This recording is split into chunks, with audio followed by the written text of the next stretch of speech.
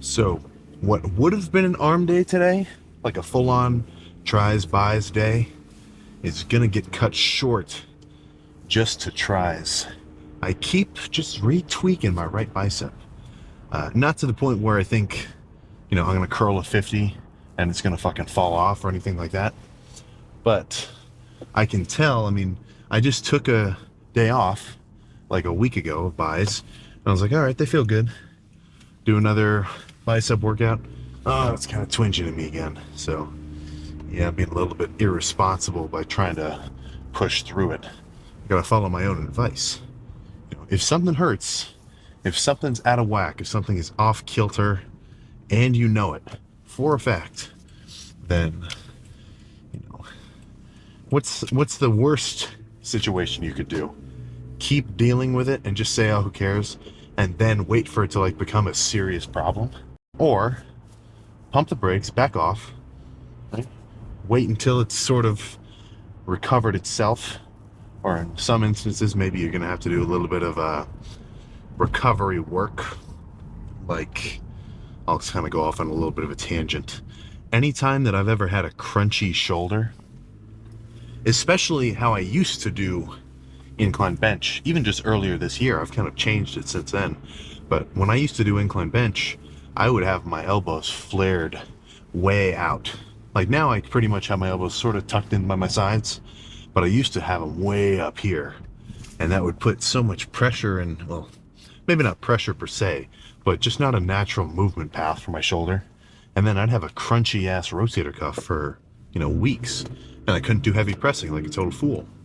So what did I do? Instead of just heavy pressing, dealing with it and just being like, oh, this fucking hurts. Back off, no heavy pressing, just lighter fly base movements, and then, a lot of rotator cuff work. And now I'm benching with a good shoulder. So you can take let's say this, two lessons can typically be learned whenever you tweak something or whenever just some shit goes down. Sometimes you can't predict it, whatever, right? A, you'll learn, okay, I better not do that again. Yeesh. And then, over time, you'll just get better at potentially recognizing warning signs, right? We've all heard the phrase, what should you do before you wreck yourself? Exactly. So I may even have to change up my bicep training a little bit. Or no, not my bicep training, my back training. Because even when I do really heavy rows or pull downs, sometimes my bicep does come into play, as even though it's only a secondary muscle. So I might have to chill out on any kind of back movements which activate my biceps too much, or maybe just go a little bit lighter so I can only have my back activate.